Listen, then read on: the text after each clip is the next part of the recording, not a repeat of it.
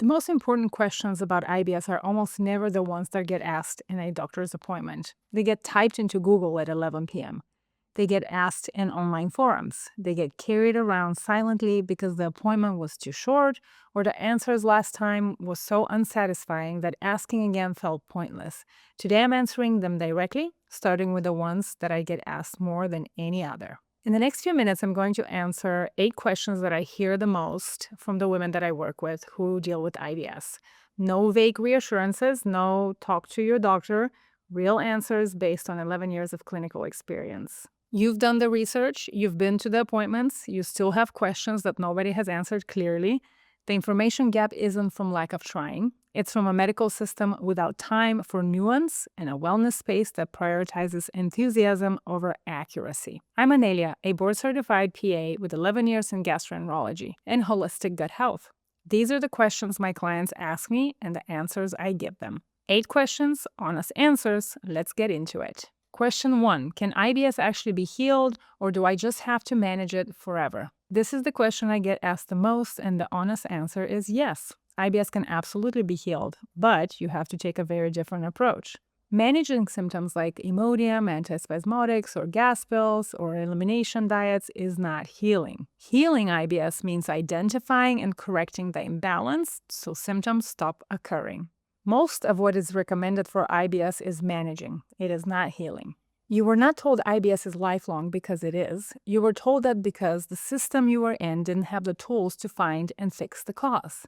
The women that I work with usually resolve their symptoms within weeks of starting to work together. And that is not a fluke. That is because we find the imbalances that is driving their IBS, and we take a comprehensive approach to actually heal those imbalances. So, IBS can be healed. That leads directly to the next question. One almost every new client asks within the first 5 minutes. Why does my colonoscopy keep coming back normal? The reason a colonoscopy is normal, although you feel nothing but normal, is because a colonoscopy looks for structural abnormalities like polyps, colon cancer, Crohn's, and ulcerative colitis. It tells you nothing about the function of your gut. It doesn't evaluate for any pathogens, specifically the ones living in the small intestine. It doesn't look for digestive function issues, stomach acid, pancreatic, biliary function. It does not check for the integrity of your gut lining, motility issues. IBS is a functional GI issue. It is not a structural problem. So doing a colonoscopy is just simply the wrong test for your issue. Of course, this test will be normal. Question 3 that I get asked most often is, should I be taking a probiotic for IBS? There is no one-size-fits-all, even when it comes to probiotics. So the answer is, it depends. I never start a probiotic until I actually look at your microbiome, because there are certain good bacteria that if you have too many of, it actually will lead to more inflammation. So there's women who come to me saying, I tried a probiotic, it made me feel worse. This is why.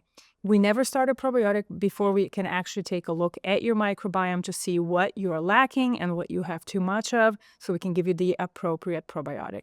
If these answers are giving you clarity about your own situation, hit subscribe. I put out videos every week answering the questions that actually matter for healing your gut. Now let's keep going. The next 5 questions cover what most people have never gotten a straight answer to. Question 4, will I have to be on medication for the rest of my life? The answer is no. If you are managing, yes, you will have to take the managing type of medications for the rest of your life. If you're truly healing, then no. Medication can be used short-term to give you some relief as the healing process is ongoing. However, if that is your only form of treating IBS, then yes, you would have to continue to take medication for the rest of your life. Healing IBS takes a different approach. We have to test to see what is driving the imbalances causing the symptoms. We direct care with supplementation towards each imbalance, and that is done for a short amount of time, usually a few months. Then you no longer have to take medication because you no longer have IBS. Medication for IBS is like a cast for a broken bone. Useful while healing is happening, not intended as a permanent solution. The difference is that most IBS patients never get the healing part. Medication is a management tool, not a life sentence. Now let's talk about the low FODMAP diet. Question 5, is the low FODMAP diet the right approach for me? A long-term elimination diet is never a good idea, and I will explain why. First, someone telling you to just take out the food that is giving you symptoms is kind of like having a broken refrigerator and someone tells you, take out the food that's spoiling. Does that fix the fridge? It does nothing to fix the fridge. There's a problem on the inside, which is causing the imbalance in the sensitivities. Just taking out the food does nothing. Secondly, doing a long-term elimination diet like the FODMAP diet. The FODMAP diet is high in plants. Half of the foods on that list are fruits and vegetables. Plants in general are the only thing on the planet that have fiber, and fiber is what feeds your microbiome. Quality, diversity, and quantity of fiber is what feeds the good bacteria in your intestines. So if you limit its food supply, you're going to limit the microbiome. A limited microbiome creates more leaky gut. More leaky gut causes more food sensitivities. So if you continue to stay on these elimination diets, you are creating more and more imbalances. So things that you thought that you could tolerate before, all of a sudden you are reacting to. So women who do this for years come to me eating 5 safe foods because everything else is triggering them. This is why. There is a time and place for an elimination diet, but the best way to do that is to actually do really good food sensitivity testing.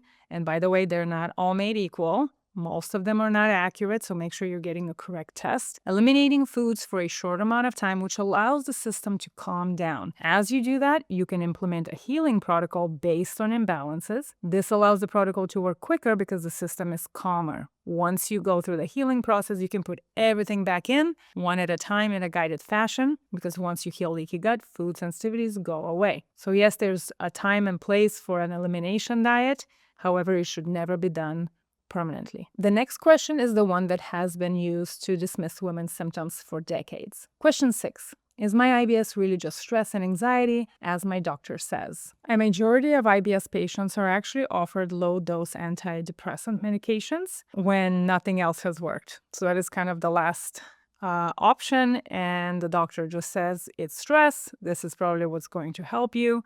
And they give them the antidepressant. The problem with that logic is that everyone on the planet has stress at some point in their life to some extent or another. Not everyone on the planet has urgent diarrhea or constipation or bloating and cramping. Stress will go to where you have weakness in the body, should we say. If you, for example, had issues with your back, when you're stressed, you'll probably end up having more back pain. If you get migraines, you'll probably end up with more migraines. So stress is certainly a trigger, but it is not the cause. Stress doesn't give you bad bacteria in your intestine. It doesn't cause yeast overgrowth. It doesn't imbalance your digestive capacity. It doesn't cause gut permeability. So stress will certainly trigger the imbalances that you have and make them worse, but it is not the cause. So it is absolutely important to find ways to manage stress better, whatever that looks like for you, whether you meditate or go for a walk or exercise or talk to family and friends. It is important to lower stress and learn how to manage it. However, doing that is not going to fix your gut. You're still going to have gut issues. So unless the gut is healed, the triggers such as stress or certain foods will continue to cause issues later on. Question 7. How long does it actually take to heal? When you know where the imbalances are in the gut and you create a comprehensive top-to-bottom healing protocol based on your body, based on testing, healing happens very quickly. Usually by week 3, people will start responding. By week 6, most women do not even have symptoms. Most of my clients, like Leanne and Karina, who had really high-stress jobs where they were not able to just leave and go to the bathroom as they please. For them, it was very important to have results quickly. Now, usually in holistic therapy, you're told that it will take months, maybe a year to heal. This is very common. However, that is because you're not addressing the body comprehensively and you're doing a one-size-fits-all. One-size-fits-all never works. When you address the body based on the imbalances on the inside with accurate testing, results happen very quickly. The timeline is clear when the approach is right. Now, the final question, the one that matters most practically, question 8. What is the single most important thing I should do first? The most important thing that you should do first is get accurate testing. Without testing that analyzes comprehensively your gut top to bottom, you will just be guessing. And guessing keeps you stuck. I can have two clients with exactly the same symptoms and completely different testing that gives them very, very different imbalances on the inside. If I gave them both the same plan, I could at best do nothing and at worst actually hurt them. So step number 1 is testing, comprehensive functional medical GI testing. After that, you can create a protocol that is directed towards each individual case, and then you can guide someone through that entire protocol. Now, of course, you do need to know what to do with the testing and with the results, so that is where expertise comes in, but crucial step 1 is testing. The questions you've been carrying around about whether this can be fixed, about what the tests actually mean, about whether the diet is working or hiding the problem, they have real answers. You're not asking the wrong questions. You've just been in places that couldn't give you the right ones. I hope this video gave you some of what you've been looking for, and I hope it makes the next step feel clearer. If you want to understand how I went from working inside conventional gastroenterology for 11 years to building a practice around what actually heals IBS, I made a video telling you that whole story. What I saw inside the system, the moment that changed everything, and what I discovered on the other side. That's the one to watch next, linked in the description and on your screen now.